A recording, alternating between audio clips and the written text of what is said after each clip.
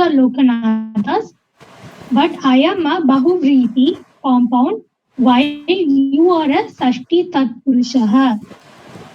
Atra the clue words are Lokanatha, Bahuvrihi, Sashti Tatpurushaha cha. यदि वयं लोकनाथः शब्दस्य बहुव्रीहिः इति अवगन्तुं प्रयत्नं कुर्मः तर्हि लोकः नाथः यस्य सः इति अर्थः भवति। जनाः याचकानां भिक्षां ददाति। भिक्षुकः स्वस्य आवश्यकतानां जगतः आश्रितः भवति। एवं लोकः भिक्षुकस्य नाथः भवति। यदि वयं लोकनाथः शब्दस्य षष्ठी तत्पुरुषः इति अवगन्तुं प्रयत्नं कुर्मः तर्हि लोकस्य नाथः अथवा बहुवचने लोकानां नाथः इति अर्थः भवति। राजा जगतः पालनं करोति, तस्य प्रजानां पालनं करोति, एवं लोकनाथः भवति। एकः शब्दः when interpreted in two ways द्वौ भिन्नौ अर्थौ ददाति। एवं लोकनाथः शब्दस्य भिन्नार्थद्वयं ज्ञात्वा प्रहेलिकायाम् अर्थं सरं च वयम् अवगच्छामः। एग्जाम्पल स्वर्गीय कांची शंकराचार्य श्री चंद्रशेखरेन्द्र सरस्वती जीवनात् एकां घटना स्मरामि। एकदा सः काशीनगरीं गतः। तस्य परिजनाः तस्य नाम जगद्गुरु इति बैनर् स्थापितवन्तः। तत्र केचन पंडिताः जगद्गुरु शब्दस्य आक्षेपं कृतवन्तः। परिजनाः परमाचार्यस्य समीपं गत्वा तस्य विषयम् उक्तवन्तः। परमाचार्यः उक्तवान्, अहं जगदस्य गुरुः न अस्मि, किन्तु जगत् मम गुरु, अतः जगद्गुरु इति श्रुत्वा पंडिताः मौनेन आगच्छन्। So word plays are interesting. समाप्तं भगिनी। बहु सम्यक् भगिनी, बहु सम्यक् कृतवती। धन्यवादः भगिनी। अनन्तरं सुभाषितं, प्रथमसुभाषितं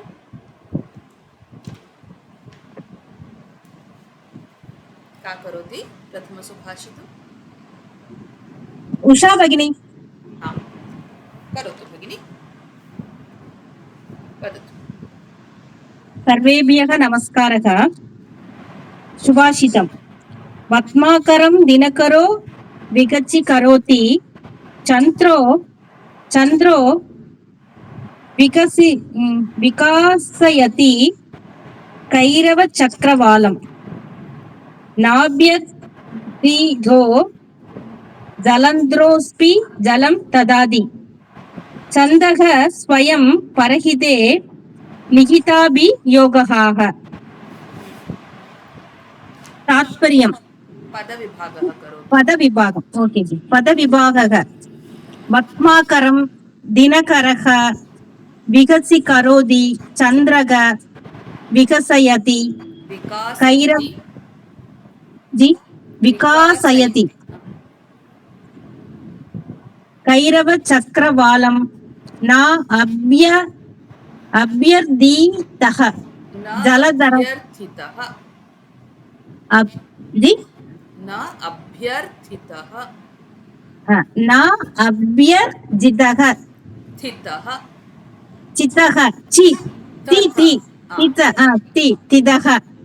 जलधरः अपि जलं ददाति, छन्दः स्वयं परहिते निहिताभियोगः।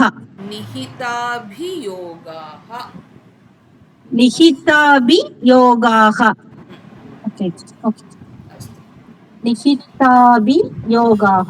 ओके तात्पर्यं सूर्यः आगच्छति चेत् कमलं विकसति सायङ्कालः चन्द्रान् आगच्छति चेत् कैरवचक्रवाले सन्ति मेघाः वर्षाम् अयच्छति प्रज्ञाजनाः सहायं कुर्वन् विघ्नं विना. That's all, Bhagini. अस्तु अस्तु Just I am translating the every line to another form of sentence. अस्तु can you tell this in English? Ji? Can you tell this in English? Okay. English or Tamil, Ji? English le solliren, Ji. Okay, Ji. Okay.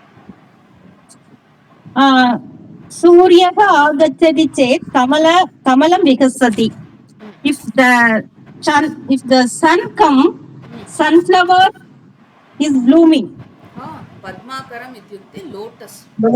Lotus. Oh, sorry, Ji. Lotus. Okay. Then at the time of evening, the Chandran will come. அல்லி மலர்கள், அதுக்கு என்ன G சொல்வாங்க இங்கிலீஷ்ல? அல்லி மலர்கள். Lilies. Okay. Lily is blooming. Clouds are coming. Clouds are forming. The rain will come. Prajna janaha sahayam kuruvan vignam vina. Good people. एक minute ma'am, one निमिषम.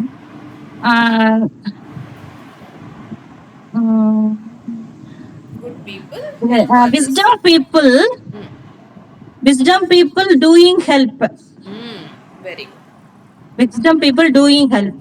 Correct. That's it, Bhagini. Okay, very good try. So Thank you. what are they saying is, the sun, what does it do? It makes the lotuses which are there in the pond to bloom, right? Similarly, the moon is also causing the lilies to bloom. Okay. Similarly, even the cloud, what does it do? It gives water to everyone, right? To everyone. So here, all these things, the sun, the moon, the cloud, nobody needs to ask it. The lotus is not saying, oh sun, please make us bloom. No, it is doing it on its own. Similarly, the lilies don't have to tell the moon, oh please make me bloom. No, they don't have to ask. Similarly, the people and everybody in this world, they need not ask the cloud to give water to them, right? So, but it does it on its own. Similarly, nobody needs to ask for all these things. Similarly, the noble people, the santaha, the noble people, what they do, they do welfare to others, they help others, they keep doing their good work even when whether somebody asks or not, they are not bothered about it. They keep on helping, they keep on doing their good work for the others, right? That is what they are telling here. Okay. So here, सूर्यः कमलपुष्पं विकासयति. अत्र कमलपुष्पं न प्रार्थनां करोति, हे दिनकरः मया विकासं करोति इति सः न प्रार्थितवान्, किन्तु सूर्यः करोति. समानं चन्द्रः अपि कैरवचक्रवालं विकासयति. एवमेव मेघः अपि जलं ददाति. एते सर्वे न प्रार्थिताः अपि स्वयमेव कार्यं कुर्वन्ति. समानम् उत्तमपुरुषाः कोऽपि न प्रार्थिता अपि अन्येषां परोपकारार्थं सदा निरताः भवन्ति. अस्तु वा? अस्तु. द्वितीयसुभाषितं का करोति? अहं वदामि भगिनि. वदतु भगिनि. नमः सर्वेभ्यः. सुभाषितम्. आरभन्तेऽल्पमेवाज्ञाः कामं व्यग्रा भवन्ति च महारम्भाः कृतधियः तिष्ठन्ति च निराकुलाः. पदविभागः आरभन्ते अल्पम् एव अज्ञाः कामं व्यग्राः भवन्ति च महारम्भाः कृतधियः तिष्ठन्ति च निराकुलाः प्रतिपदार्थः प्रज्ञाः मूढजनाः अल्पमेव किञ्चित् कार्यमेव आरभन्ते आरम्भं कुर्वन्ति कामं व्यग्राः भवन्ति च तेषां कृते भ्रमः आगच्छति महारम्भाः बृहत् कार्यं कर्तुम् आरम्भं कर्तुं समये अपि कृतधियः बुद्धिमान् जनाः निराकुलाः तिष्ठन्ति किमपि भ्रमः तेषां कृते न आगच्छति तात्पर्यम् अल्पबुद्धिजनाः केवलम् अल्पमेव कार्यं कर्तुम् आरम्भं कुर्वन्ति परन्तु कामं व्यग्रः भवन्ति परन्तु बुद्धिमान् जनाः किमपि कार्यं कर्तुं पूर्वम् अनेकवारं चिन्तनं कृत्वा एव आरम्भं कुर्वन्ति वयं प्रवेशमध्ये एकं सूक्तिः अपि पठितवन्तः आरब्धम् उत्तमजनाः न परित्यजन्ति मूढजनाः चिन्तनं विना कार्यं कर्तुं प्रयत्नं कुर्वन्ति किमपि विघ्नः आगच्छति चेत् परित्यजन्ति परन्तु बुद्धिमान् जनाः तीव्र प्रयत्नं कृत्वा बृहत् कार्यमपि पूर्णतया कुर्वन्ति बहु सम्यक् बहु सम्यक् धन्यवादः भगिनि सम्यक् धन्यवादः सर्वेभ्यः काव्यकथा अहं भगिनी दीप्ति नमस्ते सर्वेभ्यः सो काव्यकथा पञ्चमभागः प्रथमभागः वयं जानीमः दिलीपस्य शापवृत्तान्तः दिलीपः शापं Dilip शापयित्वा Dilip got shapam that means Dilip because he understood that he got some shapam and that is the reason he don't have the children putram nasti atah putra तव पुत्रं नास्ति देन् द्वितीय अध्याय वयम् अवगतः दिलीप सिंहदिलीप संवादः कारणं जानन्ति तत्र एण्ड् उपचारं करोति अपि तृतीयपाठ नन्दिन्या वरप्रसादः ते सेवयितुं पुत्रः भवति ओके तं पुत्रः रघु नाम इति रघु चतुर्थपाठः वयं पश्यामः रघु वर्धन्ति and he is very good then Indra समीपं युद्धं करोति because Indra do not want to leave the Indra post so it happened and then vayam janimah Indra also varam dadati Indra varam dadati ragum okay tathastu akathayat okay then that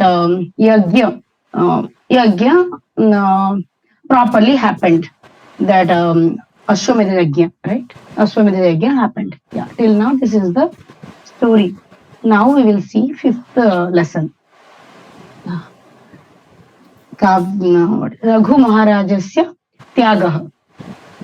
Dilipah Vruddhah Sanjatah Sah Bharyaya Sah Vanam Agachat Vanaprastha Asramam Svikritvan Raghu Simhasanam Arudhavan ततः सः दिग्विजयं कृतवान् सर्वान् देशान् जितवान् दिग्विजयानन्तरं रघुः विश्वजित यागं कृतवान् तस्मिन् यागे सर्वस्वं दक्षिणा भवति रघु महाराजः सर्वस्वदानं कृतवान् तस्य कोशः निःशेषः जातः. It means Raghu, okay, Raghu, yeah, Raghu became, yeah, Raghu is a good ruler. So Dilipa getting older. So for Vanaprastha ashrama, Dilipa was interested. Ichukah, Ichitavan. Dilipa Ichitavan, Vanaprastha ashrama. So Raghu Singhasanam Arudavan, we understood that. After that, so because of that, for Digvijaya Anantaram, Raghu did a Vishwajit Yaga. For that, in that Vishwajit Yagam, Tasmin Yage, so in that Yage, what happened? He has given everything of his. Whatever he had, he has given it in Dana. So now Raghu Maharaj became Nishesa, means Sarvashwa he has lost. He has lost everything from his kosha, Rajakosha. Now, second paragraph. Kautsah tapasvi kumarah sah Bharatantu munihi sishyah सः रघु महाराजस्य समीपं गुरुवे दानार्थं धनं प्रष्टुम् आगतवान्. रघु मृत्तिकापात्रेण अर्घ्यं दत्तवान्. तेन एव कौत्सः विषयं ज्ञातवान्. रघुः क्षेमं पृष्टवान्. आगमनकारणं च अपृच्छत्. कौत्सः अवदत्, गुरुदक्षिणा मया दातव्या. त्वम् इदानीं निर्धनः. याचनं न युक्तं. कालम् अतिक्रम्य अहम् आगतवान्. अन्यं पृच्छामि इति. Okay, till now, this much what happens. Kausah kaha? Kausah is a Muni Kumara. Tasya Guruhu Varatanti Muni. Then, so that Kausah Ekada, Kausah Raghuraja Maharaj, Raghu Samipa, Agatya, Viksham Pruchati. Then Raghu Mrittika Patrena Argyam Dattavan. Actually, he is Raja, na? Mrittika Patre, why he will give? He should be giving him Suvarna Patra, Chandi, Raupya. But he has given Mrittika Patrena because he has lost everything. So, Argyam Dattavan. That is the welcome. He has Swagatam Kurvanti. Karoti. Swagatam Karoti. Raghu Munihi Swagatam Karoti. Tena eva Kausah Visham Gyatavan. Then he knows after that he knows the reason of Kausah, why he came. Raghu Kshema Prustavan. Agamana Karanam cha Apruchat. That is the meaning. He asked the Karanam. Kausah said, Avadat, what are the things? Guru Dakshina Maya Datavya. That means of his Guru. That means Varatantu Muni. To the Varadantu Muni, he need to give the Guru Dakshina. In his Guru Dakshina, Varadantu Muni said that no, it is not needed, right? Yachanam na yuktam, kalam atikramya, aham agatavan. Anyam pruchami. Something else. He said, Kotsavada, these things happened. Raghu says, Raghu, Gurave kiyat dhanam datavyam. Iti prishtavam. Now, what dhanam you need to give? I will ask someone else. Okay, that is okay. Anyam pruchami. Okay, anyam pruchami means I'll ask. Yeah. I lost here some sentence. Okay. Kausah swakatham katitavan. Kausah said his own thing. Because before, he knew it, the Raja's thing. So I will ask, no need to ask you because I know that now you are having nothing. This is what Kausah said to Raghu. But Raghu said, no. Gurave kiyat dhanam tatavyam. What is your need? What you should give to your Guru? That is what you tell me. Kausah said now his own story. Mama adhyayanam samaptam tataha aham guru dakshina ka iti gurum prishtavan. Guru uktavan dakshina mastu. I don't need your dakshina. Bhaktya eva aham santustah. I am santusta with your bhakti. I am satisfied with your bhakti. aham anurodham krutavan. Then I means Kausa says that I have requested him that no, I need to offer you Guru Dakshina. Then Guru Kupitaha, Guru became angry and he asked, Guru asked that means Varadantu Muni asked that Chaturdasa Koti Parimitam Suvarnam Tiyata. So you give Chaturdasa Koti Parimita Suvarnam, that much of Swarna. Suvarna is Swarna. अहं दरिद्रः कथमानयामि अतः अत्र आगतवान् त्वं निर्धनः अन्यत्र गच्छामि. I didn't know that. I know that you are so big Raja. That's what I came. But here, after coming here, I know that you are Nirdhana. So I will go somewhere else. Till that, this much. Then Raghurajah Anyatra Gamanam Mastu. Raghurajah saying, Anyatra Gamanam Mastu. No need to going anywhere else. Yadi aham dhanam na dadami tarhi mama apavada bhavishyati. So I must give you the dhana, otherwise I will become very glani bhavati, mama glani bhavati, apavada bhavati. Atra eva vasam kuru, you be here. Kathanchit, okay. Kathanchit dhanam sampadayami. The chit chena prayogam, kathanchit. Dhanam sampadayami. I will arrange the dhanam. Iti akathayat. Anyasmin dine Raghuhu Kuberat dhanam grahitum prasthitavan. He started going to Kubera. Kubera is the dhana, god, Deva. So Raghu went to Kubera for asking. Kintu tavata koshe suvarna vrishti abhavat. But then the Rajakosha became filled with suvarna vrishti. Raghu suvarna kosaya dattavan. Kosasya manaratha purnaha abhavat. I don't know where is your mistake. Yeah, my mistake. Yeah, I understood this way, and I think everyone understood. Anywhere else I should. सम्यक् भगिनी, बहु सम्यक्, बहु सम्यक्.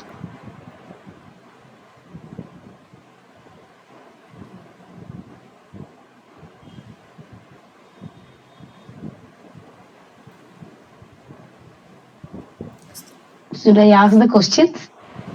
Yes. Okay. Yes. So Raghu kam yagam krutavan means which yagam? Anyone can say? Raghuः Vishwajit yagam kritavan. Kausah kasya sisyah? Kausah kasya sisyah? Yeah. Varatantu मुनेः शिष्यः. बहु सम्यक्. Yeah. Guruः Kausam kam Guru Dakshina Prasthavan. गुरुः कौत्सां चतुर्दशकोटि परिमितं सुदीयताम् ददातु इति पृष्टवान्. Okay, avagatam. Thank you. सम्यक्, बहु सम्यक्. अन्वयक्रमः का करोति? प्रथमं विजया भगिनी. विजया भगिनी करोतु. अन्वयक्रमः पञ्चमपाठः.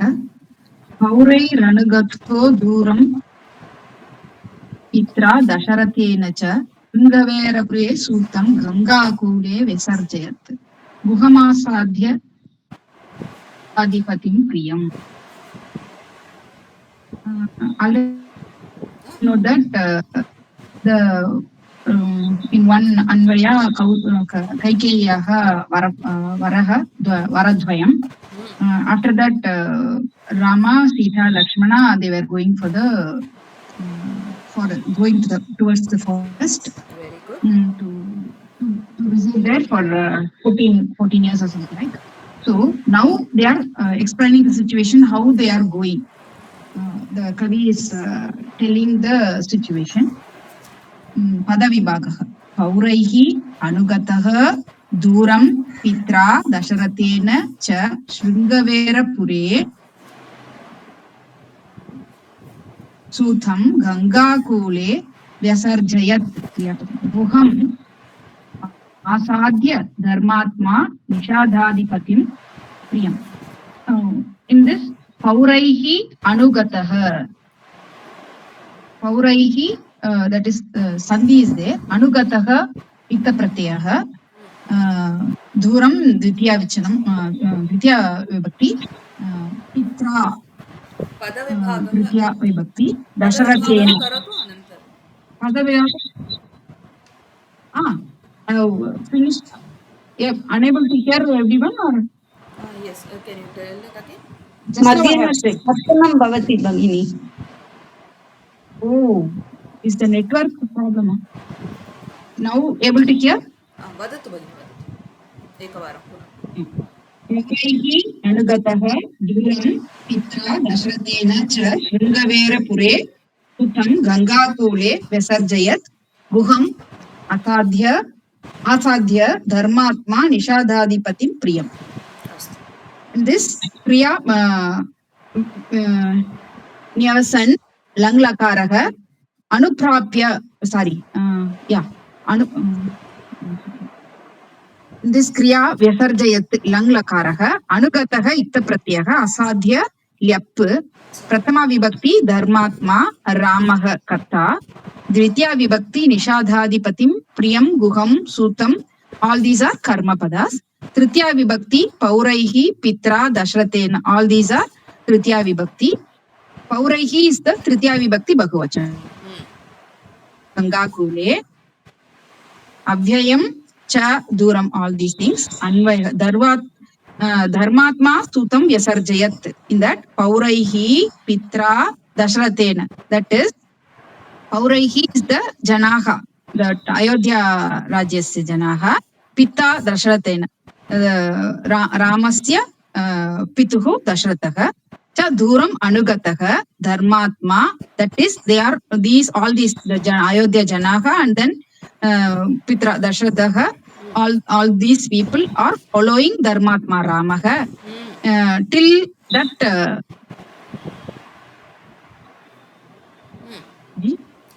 till the end of the forest. Till the end of the forest. Shringaverapure Nishadhadipatim Priyam Guham. That is in the Shringaverapure, this Guha, the Ramaha Mitraha, Ramasya Mitram, Guham Asadhya. Till the end of that Ganga Kule, Ganga Tire. Till that place, this the Sumatra Sachivaha, he was taking these three people till the place of Ganga Tiri. From there, Ramaha has sent back the Sumatra. That is represented with the Sutam, the Sumantram. So, Pauraihi Pitra Dashratena sa Nagara Janaihi Janakena Dashratena cha Duram Ayodhyayaha Bahihi Vanam Paryantam Anugataha Dharmatma Ramaha Anugataha Dharmavan Sri Ramaha Nishadhadipatim Priyam Guham Nishadharajam Priyamitram Guham Asadhya, that is Militva Prapya Ganga Kule Ganga Tire